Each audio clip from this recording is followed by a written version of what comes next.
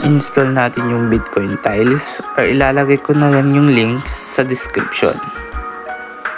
A few moments later. After natin ma-install, open natin yung Bitcoin Tiles. Continue na lang natin. May lalabas na description. Sundan lang natin yung tutorial at magma-merge lang tayo ng magkakaparehas na icon. Pwede natin i-skip. Fast forward ko na lang tong tutorial para hindi mahaba ang ating video. Home lang natin. At click natin yung spin to win. Dito, pwede tayong manalo ng 500 Satoshi. Claim lang natin. And dito meron tayong daily reward, claim lang din natin. And next natin. Click cash out. Next lang natin. Dito kailangan natin yung CBD wallet. Tuturo ko na lang sa aking next video kung paano gumawa ng account sa CBD wallet. Meron ka ng CBD wallet, click sign in and magdadirect siya sa browser. Click continue and click connect.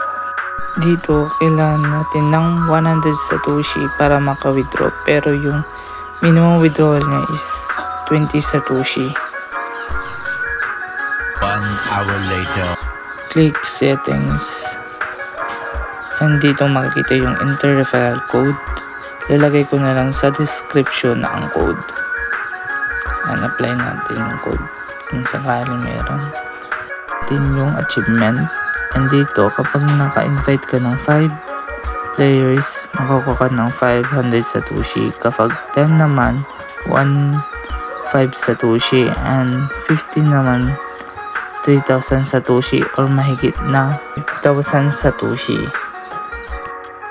Click natin yung extra task. Dito, makikita natin yung platform nila na pwede tayong makakuha ng 3 Satoshi kapag na-follow natin sila. Click natin yung referral friends. Dito makikita natin ang invite code natin. Dito naman meron tayong store na pwede tayong bumili ng coins or gagamitin natin na power pack. Click natin yung cash out and click withdraw now. Yung minimum cash out is 20 Satoshi. Redeem now.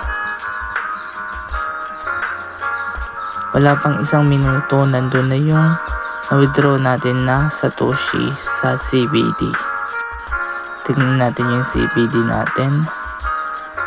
And nandito na yung 20 Satoshi na na-withdraw natin.